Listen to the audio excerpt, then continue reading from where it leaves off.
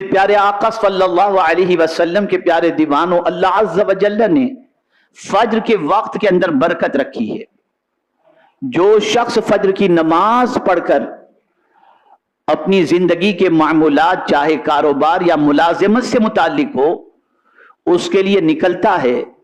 تو میرے پیارے آقا صلی اللہ علیہ وسلم کے پیارے دیوانوں، فجر کی نماز کی ادائیگی کی بنیاد پر اللہ عز و جل اسے رزق فراواں عطا فرماتا ہے، اور پروردگار دونوں جہاں کی برکتوں سے اسے مالا مال فرماتا ہے۔ اسی لیے آقا کریم صلی اللہ علیہ وسلم نے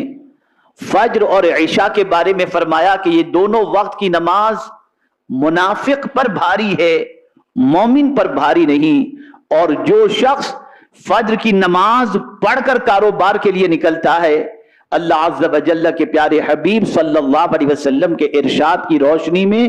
وہ اسلام کا جھنڈا لے کر کے نکلتا ہے، اور جو فجر کی نماز پڑھے بغیر نکلتا ہے وہ شیطان کا جھنڈا لے کر کے نکلتا ہے۔ فجر کے وقت روزی کا فرشتہ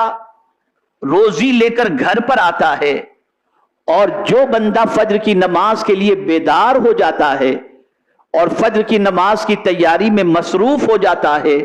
رزق کا فرشتہ اس کے حصے کا رزق اسے دے دیتا ہے۔ اور اگر کوئی بندہ فجر کی نماز کے وقت کے ختم ہونے تک سویا رہے تو فرشتہ، رزق کا فرشتہ اس کے حصے کا رزق لے کر چلا جاتا ہے۔